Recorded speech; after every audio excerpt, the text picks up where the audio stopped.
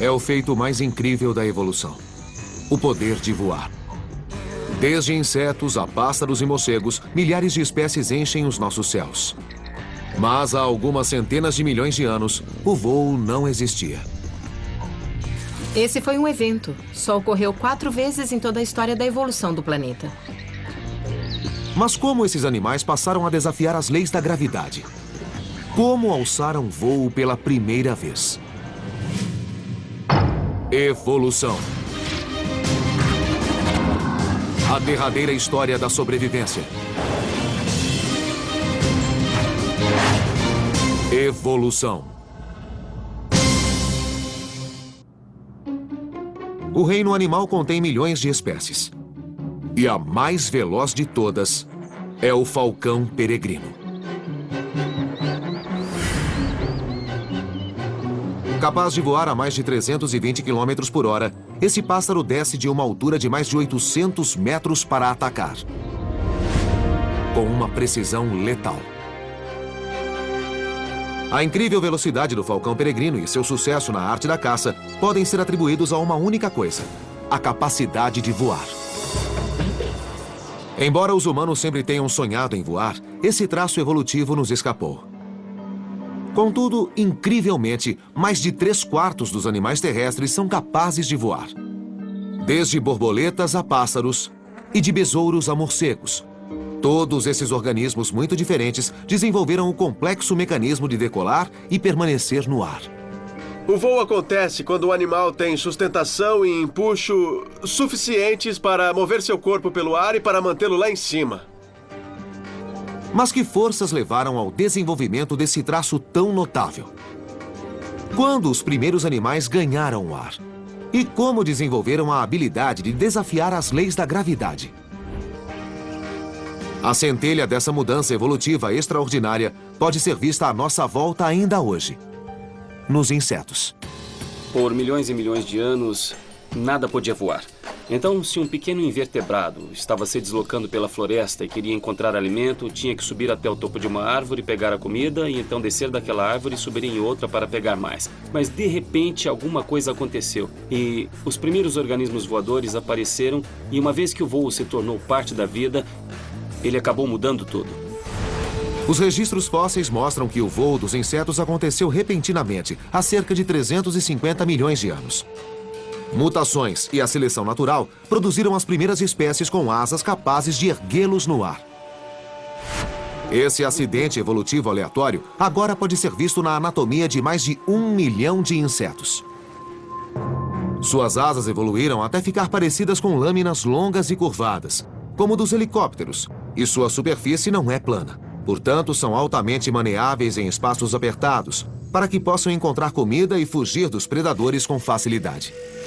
Os insetos voam muito bem. Eles podem planar, podem voar rápido, voar para trás, podem fazer curvas bem fechadas e podem voar muito alto. E eles se aproveitaram disso para preencher todos os diferentes nichos do mundo. Embora os insetos tenham sido os primeiros animais a voar, eles não seriam os últimos. Para voar, além de ser preciso decolar, uma vez no ar, o animal tem de ser capaz de absorver grandes quantidades de energia e oxigênio para poder se deslocar pelo céu. Considerando as exigências físicas para isso, não é à toa que o animal voador mais pesado da atualidade, o abetarda grande, pesa apenas 20 quilos. Se você observar pássaros de diferentes tamanhos, especialmente na hora de tentar decolar do solo, a primeira coisa que percebemos é que os pássaros grandes têm dificuldade para sair do chão. Mas um dos primeiros animais a voar infringiria todas as regras evolutivas em relação ao tamanho. O primeiro grupo de vertebrados voadores produziria o maior animal voador de todos os tempos. Um pterossauro de 200 quilos, chamado Quetzalcoatlus. Este é o Quetzalcoatlus, o maior animal voador de todos os tempos, com uma envergadura de cerca de 10,5 metros. E esse animal sobrevoava o oeste da América do Norte. Com as asas totalmente abertas, sua envergadura equivalia a 3 carros estacionados, um diante do outro. Imagine essa coisa vindo para cima de você. O pterossauro tinha a cabeça grande e pontuda, do tamanho de um humano, e quando de pé, no solo, era mais alto do que uma girafa. 4 vezes o tamanho de qualquer animal voador atual, ele era uma anomalia da evolução. Mas quais pressões ecológicas levaram esses animais enormes para o céu? E como isso foi fisicamente possível? Pesando centenas de quilos, parece improvável que, apesar de suas asas enormes, ele pudesse ter gerado força suficiente para fazê-lo decolar. Os pterossauros viveram há 220 milhões de anos e foram os primeiros vertebrados a desenvolverem a capacidade de bater as asas. Seu nome vem do grego pterossauro, que significa lagarto alado. Diferentemente dos pássaros, esses primeiros vertebrados voadores não tinham penas, mas sim uma pele esticada entre seus dedos mínimos até suas costas, formando uma asa. O primeiro grupo de vertebrados a voar, a desenvolver esse traço, foram os pterossauros. Eles são parentes próximos dos dinossauros, mas eles mesmos não são dinossauros. O mundo do pterossauro era muito diferente daquele de hoje. Os dinossauros eram mais altos do que as copas das árvores e, mais abaixo, milhões de insetos voavam em volta de seus pés, juntamente com centenas de espécies de répteis, todos competindo por recursos e alimento. A habilidade de voar abriu numerosas possibilidades ecológicas para os pterossauros. Uma das primeiras, provavelmente, foi a habilidade de pegar insetos voadores no ar. Então, como eles podiam voar, perseguiam insetos voadores, os agarravam e comiam.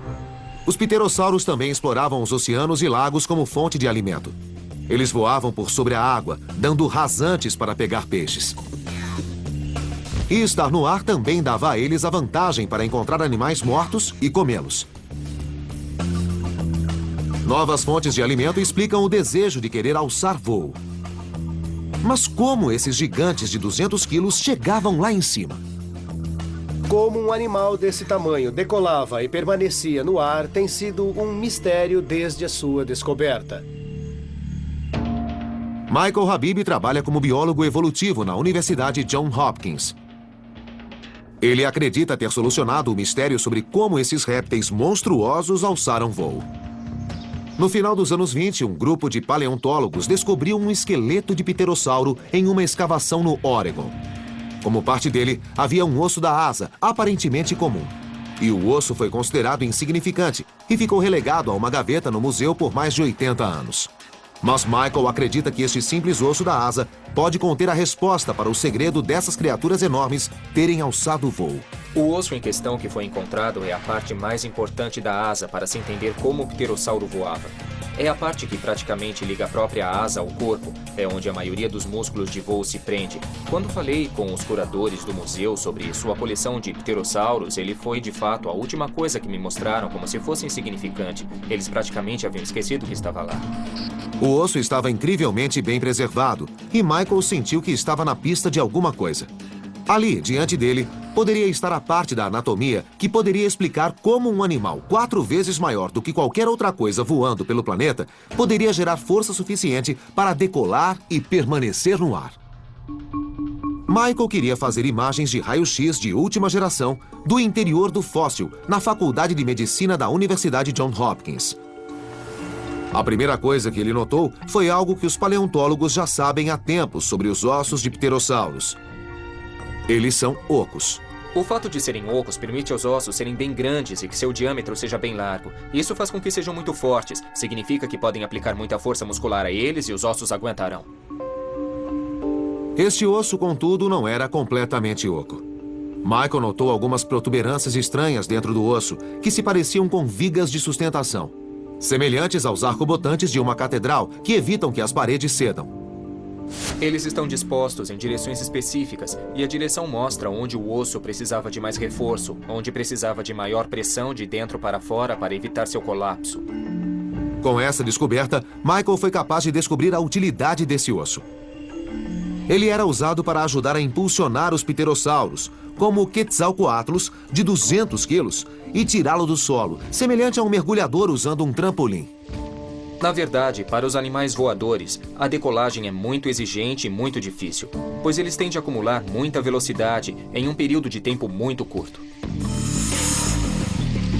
Para sair do solo e alçar voo, um animal precisa gerar muita força, e isso requer muita potência muscular.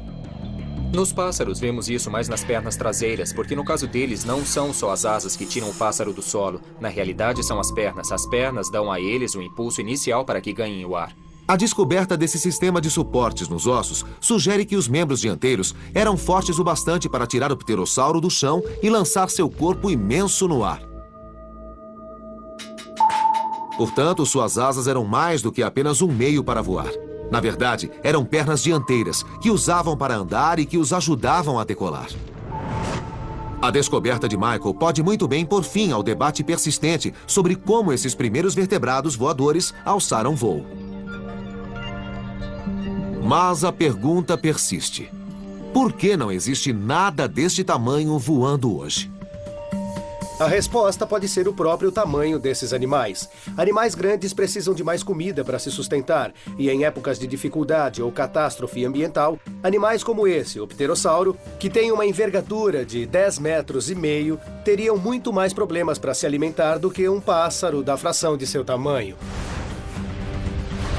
Seu tamanho pode ter causado sua extinção. Mas 150 milhões de anos atrás, outro grupo de animais desenvolvia paralelamente a habilidade de voar ao lado dos pterossauros, com diferentes estratégias de voo, naturalmente selecionadas para seu tamanho e anatomia. Uma coisa interessante é que pássaros pequenos perfazem mais da metade das espécies de pássaros do mundo. Então, em termos evolutivos, indiscutivelmente, os pássaros pequenos tiveram muito mais sucesso do que seus colegas maiores. E a inspiração dos pássaros? Não foram os pterossauros, mas predadores que não voavam. 150 milhões de anos atrás, durante a metade do período Jurássico, a vida proliferava não só em solo, mas muito acima dele, nos céus. Dois caminhos evolutivos paralelos foram o ponto de partida para milhões de espécies de insetos. Os pterossauros já voavam acima das copas das árvores há mais de 100 milhões de anos. Mas eles não estavam mais sozinhos. Uma nova classe de criaturas estava evoluindo de maneira independente, ao lado deles, e levariam o voo a novas alturas. A evolução convergente é um fenômeno em que organismos de duas ancestralidades diferentes desenvolvem características semelhantes em resposta a pressões ambientais semelhantes. E a evolução do voo é um excelente exemplo de evolução convergente. Os pássaros e os pterossauros, diante da necessidade de voar de maneira mais eficiente, desenvolveram um projeto corporal semelhante. Do pombo ao pavão e da águia ao pardal, hoje existem mais de 10 mil espécies de pássaros no planeta, o dobro da quantidade de mamíferos. Mas exatamente quando eles evoluíram e como adaptaram o voo é uma história de detetive de 230 milhões de anos. Mas se você souber onde olhar, existem muitas pistas reveladoras. Oi! Como é que você está? Ironicamente, a resposta sobre como as aves alçaram voo pode estar no chão. Grandes aves que não voam, como os emus, ajudam a rastrear a origem do voo avicular. Porque acredita-se que os pássaros evoluíram não dos pterossauros alados, mas dos dinossauros, que viviam no chão. Este animal, o emu, é um dos únicos que restaram aqui na Terra que talvez possa nos dizer qual era a aparência real dos dinossauros não aviculares e como eles agiam. Por exemplo, veja os pés de um emu. Ele tem escamas nos pés, como um réptil, e ele também tem dedos que sustentam peso, como um dinossauro terópode não avicular. Os dinossauros terópodes andavam eretos e tinham pernas traseiras usadas para dar apoio e se movimentar, enquanto os membros dianteiros eram usados para agarrar e segurar presas. E o mais famoso era o temível Tiranossauro Rex. Se comparássemos o pé de um tiranossauro e o colocássemos ao lado do pé deste emu, veríamos muitas semelhanças e apenas algumas diferenças. Acho que a característica mais óbvia que os pássaros partilham com os dinossauros não aviculares, uma característica que herdaram dos dinossauros não aviculares, são as penas. Por muito tempo, acreditou-se que, entre os animais vertebrados, as penas eram exclusivas dos pássaros. Mas não era o caso. Milhões de anos atrás, alguns vertebrados não aviculares também tinham penas. Então agora sabemos que as penas não são exclusivas dos pássaros. As penas se desenvolveram inicialmente nos dinossauros não aviculares e é bem possível que tenham evoluído para algo além do voo, talvez para isolamento térmico ou para proteger seus ninhos. Mas, fora partilharem penas, como sabemos que os pássaros evoluíram dos dinossauros? E como esses animais terrestres foram capazes de voar? Nos últimos 200 anos, os paleontólogos começaram a encontrar evidências surpreendentes que ajudam a solucionar esses mistérios evolutivos na forma de fósseis incrivelmente bem preservados. O Museu Carnegie de História Natural, em Pittsburgh, abriga uma das maiores coleções de ossos de dinossauros do mundo. Entre eles, há pistas incríveis de como os pássaros, e posteriormente seu voo, evoluíram a partir dos dinossauros. Isto é um molde de Archaeopteryx, e quando ele foi descoberto, muito mais de um século atrás, deixou os cientistas pasmos, porque o fóssil tem uma mistura de características costumeiramente associadas a répteis e que também são associadas a pássaros. O Archaeopteryx foi o primeiro dentre todo um novo grupo de animais. Era um pássaro que se diferenciava de um dinossauro plumado por sua capacidade de voar. Embora não fosse muito eficiente no ar, comparado aos dinossauros não aviculares, havia diferenças claras na estrutura anatômica desta criatura. Contudo, como o pássaro mais antigo do mundo, é evidente que ele não havia se diferenciado completamente de seus ancestrais. Quando olhamos o esqueleto do Archaeopteryx, vemos muitas características herdadas de seus ancestrais dinossauros e que se perderam nos pássaros modernos. Então, por exemplo, se olharmos para o crânio de um Archaeopteryx, vemos que ele mantém dentes minúsculos e todos os pássaros conhecidos da atualidade são desdentados. Também vemos uma cauda longa e óssea no Archaeopteryx, uma característica dos dinossauros. Olhando para a mão do Archaeopteryx, podemos ver que seus dedos ainda têm grandes garras curvas nas pontas, e essa é uma característica que ele partilha com os dinossauros. Além disso, algo essencial também parecia faltar ao Archaeopteryx: músculos. Os pássaros modernos possuem uma série de grandes músculos peitorais que se prendem ao externo e os ajuda a gerar força suficiente para voar. Aparentemente, o Archaeopteryx não tinha esses músculos. Então, embora seu corpo pudesse sustentar voo, é improvável que pudesse ficar muito tempo no ar. O Archaeopteryx provavelmente era capaz de voar, mas comparado aos pássaros modernos, é quase certo de que era bem desajeitado. Sabemos disso porque seu esqueleto é bem mais primitivo do que os dos pássaros modernos. Então, como os pássaros modernos evoluíram e se tornaram criaturas voadoras mais eficientes? Evolutivamente, qual foi o passo seguinte ao Archaeopteryx? Em 2004, numa escavação no noroeste da China, Matthew e seus colegas se depararam com outra peça fossilizada deste quebra-cabeça. Quanto mais eu olhava, mais ficava claro que estávamos olhando para um grupo de pássaros muito bizarros, que eram abundantes durante o período Cretáceo, o último período da era dos dinossauros. Quase 100 esqueletos praticamente completos de pássaros de 100 milhões de anos foram recuperados na escavação, e entre eles, um espécime raro. Fragmentos minúsculos desse animal há muito extinto, chamado gansos, já haviam sido encontrados antes, mas nunca um esqueleto tão completo quanto este. O Gansus tem 40 milhões de anos a menos que o Archaeopteryx. Existiu 110 milhões de anos atrás e era relativamente rápido em termos evolutivos dos pássaros. O Gansus adquiriu muitas das características que associamos aos pássaros modernos. Ele é, de muitas maneiras, um pássaro anatomicamente moderno de 110 milhões de anos atrás. Embora o Archaeopteryx fosse capaz de voar, Matthew logo descobriria que o Gansus tinha características anatômicas que, é quase certo, faziam com que voasse melhor. Grande parte da história do histórico evolutivo dos pássaros tem a ver com a maior eficácia do voo. Então, por exemplo, quando olhamos para o Archaeopteryx, vemos características que não estão presentes nos pássaros modernos, como dentes e uma longa cauda óssea. E essas são duas características que há muito se discute que foram perdidas nos pássaros modernos porque diminuíam seu peso. A perda de dentes, a cauda mais curta e outros detalhes distintos parecem fazer do Gansus um animal intermediário entre o Archaeopteryx, que estava mais para dinossauro, de um lado, e os pássaros modernos do outro. Mas o fóssil possuía os músculos peitorais que poderiam ajudá-lo a decolar com mais facilidade que o Archaeopteryx. O problema era que, embora o fóssil de Gansus estivesse completo, também estava muito achatado, tornando quase impossível ver certas características anatômicas dessa nova espécie. Será que as questões básicas desse mistério permaneceriam sem resposta? Felizmente, Matthew pôde recorrer a uma equipe de paleoescultores e artistas do Museu Carnegie de História Natural para tentar recriar a imagem deste antigo pássaro. Trabalhando como detetives em cenas de crimes, a equipe é capaz de reconstruir metodicamente os ossos esmagados e criar uma imagem da possível aparência do Gansus. Como Matthew esperava, gansos aparentemente tinham um corpo capaz de sustentar asas grandes e fortes. A presença de um externo ósseo no gansos significa que essa criatura provavelmente tinha músculos peitorais grandes, se comparado àqueles relativamente mais franzinos, vistos no Archaeopteryx. Hoje, todos os pássaros têm músculos grandes, semelhantes àqueles encontrados no gansos. Isso oferece a eles a força necessária para bater as asas e decolar.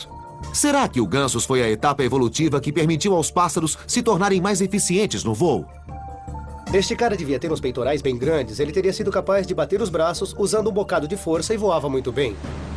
Um grande osso peitoral ao qual músculos de voos fortes pudessem se prender é visto claramente no gansos, assim como ossos fundidos nos pulsos e nas mãos, uma cauda óssea curta e ossos fundidos nos tornozelos e pés, que também são traços dos pássaros mais modernos.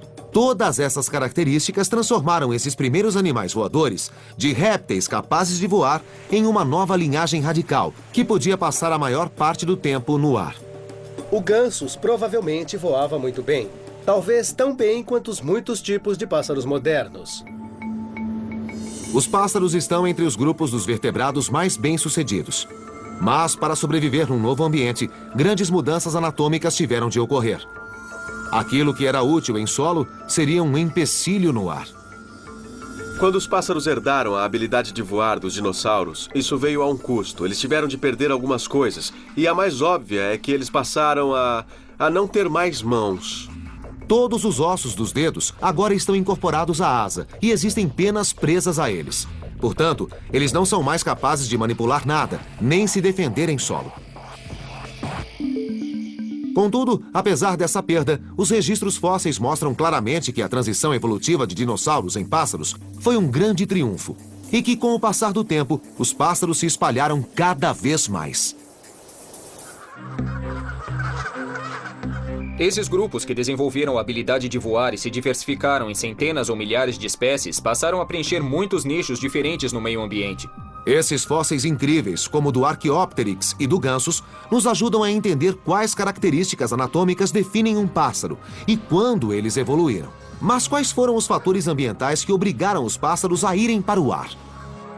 Ao tentar examinar a origem do voo dos pássaros, precisamos responder a algumas perguntas, e talvez a maior delas seja: quais foram as forças seletivas que levaram os pássaros para o ar? O que acontecia em terra que transformou dinossauros plumados de duas pernas em mestres dos céus? Graças aos registros fósseis, sabemos que as aves que eram capazes de voar evoluíram dos dinossauros há mais de 140 milhões de anos. Mas o maior mistério de todos ainda permanece. Quais forças teriam levado criaturas terrestres a ocupar os céus? Quando alguém pergunta qual era o comportamento de um fóssil, é claro que essa é uma área especulativa, para dizer o mínimo. Como explicamos cada um dos estágios de transição da história evolutiva dos pássaros até hoje? Ken Dial, professor de biologia na Universidade de Montana, acha que a resposta para a evolução do voo não está nos ossos de animais mortos há tempos, mas nos padrões de comportamento daqueles que vivem hoje. O que estamos tentando fazer é tentar pegar emprestado do presente para tentar interpretar os comportamentos em potencial das criaturas fósseis. Ken e seu colega Brandon Jackson administram um centro de pesquisas de voo nos sopés das montanhas de Montana. O foco de seu trabalho é descobrir a origem do voo dos pássaros. Por que os pássaros precisam voar? Por que eles querem voar? Ken acredita que, de início, os pássaros voavam devagar. Com o decorrer do tempo, as pressões ambientais, como escapar de predadores, os empurraram na direção dos céus e várias adaptações físicas permitiram que chegassem lá. Se isso for verdade, de acordo com Ken, muitos pássaros ainda podem ter o comportamento de seus ancestrais terrestres embutido dentro deles. Em outras palavras, diante da opção de usar suas asas ou seus pés, os pássaros preferirão ficar em terra. Para testar sua hipótese, Ken e Brandon põem pássaros na posição de escolher entre voar e manter seus pés na terra. Eles pegam pássaros perfeitamente capazes de voar e os colocam no pé de uma rampa com uma grande inclinação. Lá vamos nós. E o que observam é que esses pássaros escolhem correr, mantendo os 2 pés no chão, ao invés de voar para a frente superior da rampa. E mudar a inclinação da rampa não altera o resultado. Começando com uma inclinação de 30 graus, depois 60, 75 e finalmente 90. Todas as vezes, os pássaros escolhem correr a voar. Ao analisar o ângulo que eles tentam escalar, aprendemos uma coisa muito especial. E é que se um pássaro está tentando subir uma coisa com menos de 60 graus, pode fazê-lo muito facilmente apenas com seus membros traseiros e com as asas fechadas nas laterais do corpo. Mas assim que eles começam a escalar alguma coisa mais íngreme do que cerca de 60 graus, automaticamente vê as asas entrarem em ação nesse processo. Jen cunhou esse comportamento corrida em inclinação auxiliada por asas. Nessas inclinações mais íngremes, o bater das asas fornece uma força adicional para sustentar os membros traseiros e ajuda a evitar que o corpo do pássaro caia rampa abaixo. Em vez de fazer o grande salto de correr no chão para voar, subir essas inclinações com as asas auxiliando as pernas oferece pequenas etapas evolutivas incrementais e adaptáveis para os pássaros lentamente crescerem asas cada vez maiores e aparatos de voo ainda mais potentes. Num ângulo de 90 graus, a frequência do bater das asas e a força resultante se aproximam daqueles necessários para o voo. Então, se pusermos um pássaro correndo em uma rampa a 90 graus, uma rampa vertical, e depois tirarmos a rampa, o pássaro não teria de mudar nadinha, ele não teria de mudar o ângulo de batimento das asas, não teria de mudar a frequência dos batimentos das asas, e ele estaria voando. Será que o desejo de manter os pés em solo firme em vez de voar é reminiscente de seu passado evolutivo? Nós achamos que eles têm isso embutido em seus circuitos neurais, que se os seus pés estão tocando a rampa, eles têm de subi-la correndo. É possível que eles tenham começado em solo, porque por milhões de anos, antes que pudessem voar, seus ancestrais, os dinossauros, eram terrestres. Ken e Brandon esperam encontrar pistas do quanto esse comportamento está embutido nos pássaros. Então, eles realizam o experimento de novo, mas desta vez com filhotes que ainda não aprenderam a voar. O resultado é o mesmo que com os pombos adultos. Os filhotes correm rampa acima e, à medida que a inclinação aumenta, eles batem as asinhas com mais força e velocidade. Brandon acredita que esse comportamento pode explicar os passos evolutivos que os ancestrais dinossauros dos pássaros, aqueles sem asas completamente formadas, podem ter dado para desenvolver as adaptações necessárias para o voo verdadeiro. É provável que, no decorrer de milhões de anos, os dinossauros terópodes passaram da corrida no nível do solo à corrida em pequenas inclinações. E quando chegaram a 60 graus, eles tiveram de usar os seus projetos de asas, seus pequenos antebraços. E com o decorrer de milhões de anos mais, eles passaram a ser capazes de subir 60 graus, a ser capazes de subir 70, então 80 graus, então finalmente na vertical. No decorrer de muitos milhões de anos, as etapas evolutivas produziram asas maiores, músculos mais fortes e uma sintonia mais fina no bater das asas, sobre os quais a seleção natural atua, e o voo dos pássaros evoluiu. Quais foram as forças seletivas que levaram os pássaros a desenvolver asas completas e a habilidade de produzir forças aerodinâmicas significativas? Uma das pressões seletivas mais fortes que existem é o risco de ataque. Os ancestrais dos pássaros eram pequenos dinossauros terópodes bípedes. Eles só usavam os membros posteriores para a locomoção. Para evitar os predadores, eles podiam tentar correr mais do que eles, ou podiam subir em obstáculos para fugir. Ao conseguir um refúgio elevado, eles estavam seguros. Com o passar do tempo, a perseguição do predador à presa ficou mais intensa. E para fugir, esses pequenos terópodes tiveram de desenvolver a habilidade de subir inclinações cada vez mais íngremes para fugir, até terem a potência necessária para voar. Uma vez no ar, longe dos predadores abaixo deles, os pássaros também podiam aproveitar outros benefícios, como fontes de alimento mais diversificadas e prontamente disponíveis. O voo permite que os pássaros explorem nichos que os animais que não voam não podem explorar. A habilidade de pairar sobre uma pradaria e caçar pequenos roedores, como os falcões e as águias fazem, só está disponível como nicho para os animais que voam. O experimento de Ken pode finalmente ter provado como e por que os pássaros começaram a voar. Mas como eles desafiam as leis da gravidade e permanecem no ar? Os pássaros tinham evoluído e alçado o voo. Mas a pergunta permanece. Como eles aparentemente desafiam as leis da gravidade e permanecem no ar? A resposta simples parece sugerir que é batendo as asas.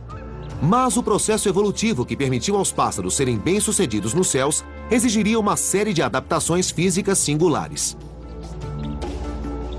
Os insetos, os primeiros animais a voar, são muito leves. Portanto, não requerem muita energia para permanecer no ar. E, diferentemente dos pássaros, eles não ficam no ar por períodos prolongados. Os vertebrados voadores, como os pássaros, são maiores e precisam de grandes quantidades de energia para poder produzir as forças aerodinâmicas necessárias para impulsioná-los para frente. E para os pássaros, o motor principal para produzir essas forças são suas asas. Em um avião, você tem um motor e uma asa, e o motor produz forças para superar o arrasto, e a asa produz forças para superar a gravidade. Mas em um pássaro, a asa produz tanto empuxo como sustentação. Evolutivamente, os pássaros têm as características físicas perfeitas para a vida nos céus. Suas asas são naturalmente curvas em cima e relativamente planas embaixo. A sustentação é criada pelo ar fluindo mais rápido por cima, fazendo com que ele seja puxado para cima, assim como a pressão adicional exercida na parte de baixo da asa. E quando batem as asas, eles geram força suficiente para se deslocar pelo céu e não apenas planar. Os pássaros produzem todas as forças aerodinâmicas necessárias no movimento descendente. Então, eles movem as asas a partir da parte superior do corpo, usando seus músculos peitorais para forçar a asa para baixo. Isso produz toda a sustentação e todo o empuxo. 95% da força necessária para o movimento descendente da asa vem de um único músculo, o músculo peitoral. Em média, cerca de 1/5 da massa corporal de um pássaro é devotada a este músculo principal, que permite o voo. À medida que esse músculo evoluiu e ficou maior, foi capaz de gerar ainda mais energia e fazer com que os pássaros voassem ainda melhor. E para o voo dos pássaros, a direção também é crucial. Os pássaros têm a habilidade única de sempre saber o que está para cima e o que está para baixo, enquanto se deslocam pelo ar, especialmente quando estão fazendo curvas. Os aviões carregam milhares de dólares em equipamentos para encontrar o horizonte. Mas os pássaros não têm nada disso. Em vez disso, eles têm tudo isso dentro da cabeça, em seu cérebro. E um de seus equipamentos é algo parecido com um giroscópio interno. Se você pegar um pássaro e virá-lo, a cabeça dele continua praticamente nivelada. Isso é um contraste comparado com a maioria dos mamíferos, que tem um grande músculo que prende seu crânio ao pescoço. Portanto, a cabeça segue a mesma direção do corpo. Quando os pássaros viram, esse movimento envolve o corpo e eles têm de manter a cabeça perfeitamente alinhada para não perder a localização do chão. Mas outro avanço pode ter sido mais crucial para a evolução da capacidade de voo nos pássaros. O segredo para o sucesso de praticamente todos os animais terrestres é a capacidade de processar oxigênio. Para ter energia necessária para voar, os pássaros utilizam o oxigênio de uma maneira revolucionária. O problema é que eles têm que ingerir quantidades enormes de energia e oxigênio. O segredo está na estrutura interna dos pássaros. Eles, como os pterossauros, têm ossos ocos, que se ligam a sacos cheios de ar. Esses ossos pneumáticos dentro do esqueleto são indicativos da presença de um sistema de saco alveolar. Um sistema de saco alveolar existe lá para fornecer o oxigênio exigido para o voo. Mas o que é um sistema de saco alveolar? E como ele funciona? Leon Claessens, um paleontólogo de vertebrados do College of the Holy Cross, estuda esse sistema complexo em várias espécies de pássaros. Diferentemente dos pulmões dos mamíferos, que se expandem e contraem quando inalamos e exalamos, os pulmões dos pássaros têm um tamanho fixo. Seu volume nunca se altera quando o ar fresco, rico em oxigênio, é inalado e o ar usado, rico em dióxido de carbono, é exalado. Mas o que um pássaro tem para mover o ar através de seu sistema respiratório é toda uma série dos chamados sacos alveolares, que são extensões parecidas com balões que se prendem às várias vias aéreas. Passando o ar entre vários sacos alveolares, os pássaros são capazes de manter um fluxo de ar altamente eficiente através de seus pulmões, continuamente extraindo o oxigênio dos pulmões do ar armazenado nesses sacos, tanto quando inalam como quando exalam. No Concord Field Station, na Universidade de Harvard, Leon e seus associados utilizam uma técnica de raio-x em vídeo chamada cineradiografia para observar como esse sistema singular de sacos alveolares funciona. Leon posiciona o pássaro dentro do dispositivo, onde o vídeo captura as imagens dos sacos alveolares em funcionamento. Nós podemos ver bem aqui neste filme que, à medida que a caixa torácica aumenta, a maioria desses sacos alveolares, especialmente aqueles mais próximos à região da cauda do animal, aumentam muito de tamanho. Esses sacos alveolares permitem ao animal movimentar o ar constantemente, conforme e quando ele é necessário, e oferece a eles um dispositivo respiratório altamente eficiente, que é exclusivo dos pássaros. Dá para ver bem aqui, com a anatomia em ação do animal. Este é um dos projetos mais elegantes e mais eficientes existentes em qualquer vertebrado ou em qualquer animal com coluna vertebral em seu processo de respiração. Hoje, todos os pássaros possuem sacos alveolares e há evidências de que estavam presentes em alguns dinossauros. Portanto, eles devem ter evoluído muito antes dos pássaros ganharem os céus. Nos dinossauros grandes, como o tiranossauro, temos evidências da presença de sacos alveolares, pois existem aberturas em ossos, onde parte desses sacos alveolares invadiram os ossos. A anatomia que já havia evoluído em dinossauros que corriam pelo chão, como sacos alveolares e penas, receberam uma sintonia fina da seleção natural para produzir animais que voavam muito bem. Essa anatomia singular abriria caminho para 10 mil espécies de pássaros povoarem todos os continentes da Terra. Mas há 55 milhões de anos, um grupo de mamíferos, sem nenhuma das características dos pássaros, estava para conquistar os céus de uma maneira completamente diferente. Quando o sol se põe, a maioria dos pássaros deixa os céus e dá lugar a um animal completamente diferente. A quarta e última linhagem a desenvolver o poder do voo são os mestres da noite, os morcegos. Os morcegos são os únicos mamíferos que não permaneceram terrestres. Mais do que apenas aberrações da evolução, os morcegos são uma de suas maiores histórias de sucesso. Com mais de 1000 espécies no mundo todo, eles perfazem 20% dos mamíferos. Os morcegos desenvolveram a capacidade de voar de uma maneira totalmente singular, sem nenhuma das características que tornou os pássaros tão bem-sucedidos: penas, ossos ocos ou até mesmo sacos alveolares. Pássaros e morcegos tiveram evoluções completamente distintas. Cada um representa a chegada ao voo através de um caminho evolutivo diferente. Mas quais forças os levaram a serem os únicos mamíferos no ar, cerca de 55 milhões de anos atrás? E como eles conseguiram fazer algo que poucos pássaros conseguiram, que é voar à noite? Temos praticamente certeza de que os morcegos evoluíram a partir de algum tipo de ancestral que planava, que usava dobras de pele para se mover pelo ar sem ter que batê-las. 6 grupos de animais planadores ainda existem, como os marsupiais, o lêmure voador e o esquilo voador. Mas só os morcegos desenvolveram o voo autônomo. O motivo exato permanece um mistério, mas Sharon Schwartz, que estuda morcegos na Universidade Brown, acha que teve algo a ver com seu antigo estilo de vida como planadores. Uma grande vantagem da planagem é que ela oferece uma maneira excelente de escapar de predadores em apenas um instante. Fisicamente, os morcegos adquiriram a capacidade de voar de uma maneira bem diferente que os pássaros. Quando a desenvolveram, mantiveram os 5 dígitos independentes das mãos de um mamífero, que foram cobertas de pele, formando uma asa. Sharon e seus colegas estudam as habilidades dos morcegos no céu ao observá-los voando num túnel de vento. Os morcegos descendem de animais, de ancestrais com 5 dedos separados, e esses 5 dedos separados eram usados para controlar e manipular muitos aspectos do meio à sua volta. Quando as asas dos pássaros evoluíram dos membros dianteiros dos dinossauros, perderam todos os traços dos dígitos que antes estavam lá. Mas foram esses dedos de mamíferos que os morcegos mantiveram que tornam o voo deles tão notável e tão diferente da maneira de voar dos pássaros. As asas dos pássaros são fixas e estão sempre alinhadas, reflexos perfeitos uma da outra.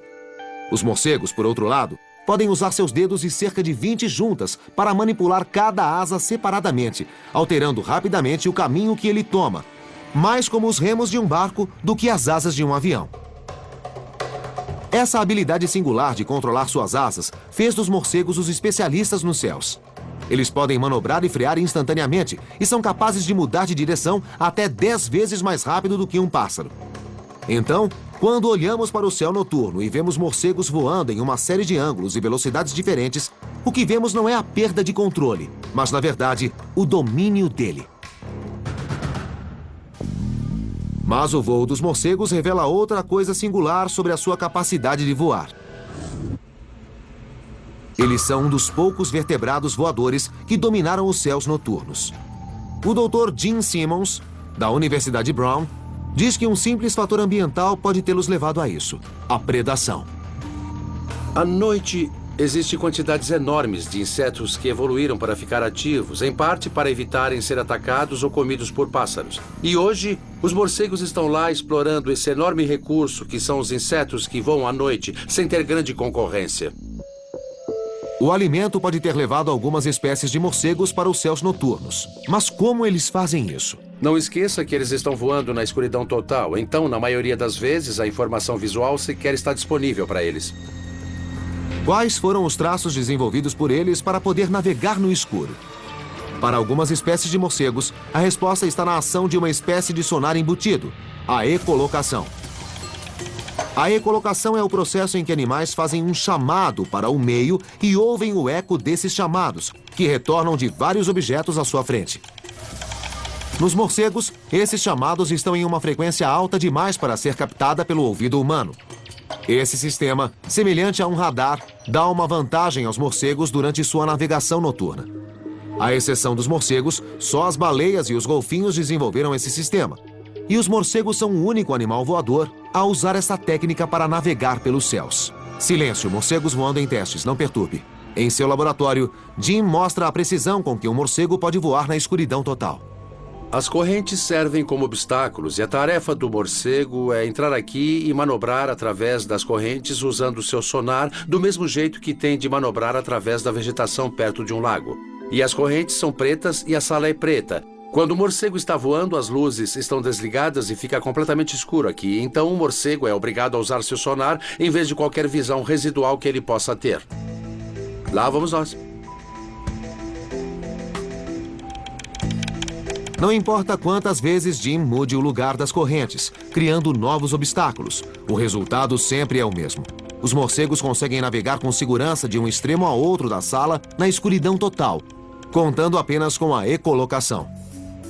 Esses animais voadores noturnos desenvolveram o uso dos ouvidos praticamente da mesma maneira que uma águia usa os olhos para descobrir presas em pleno voo. Esse sistema altamente desenvolvido é o que permite aos morcegos viver e voar de maneira muito bem-sucedida na escuridão total. Uma das coisas sobre a evolução dos morcegos é que você não pode tratar seu voo separadamente de sua ecolocação e de sua audição. As duas caminham juntas. As duas funcionam tão bem juntas que mais de 1000 espécies de morcegos já se espalharam pelo mundo. Aliados a mais de 10.000 espécies de pássaros e mais de 1 milhão de espécies de insetos, nossos céus estão repletos de criaturas voadoras, noite e dia. Indiscutivelmente, a habilidade de voar é o resultado evolutivo que mais provocou a imaginação humana. E ao estudar as incríveis características dos 4 tipos diferentes de animais voadores, os pterossauros, os insetos, os pássaros e os morcegos, a humanidade tem sido capaz de fazer o que considerava impossível: voar pelos céus. Mas nossas máquinas são insignificantes se comparadas às verdadeiras maravilhas do voo natural. Graças a avanços evolutivos espetaculares, no decorrer de milhões de anos, terra e água não serão mais os únicos lugares repletos de vida.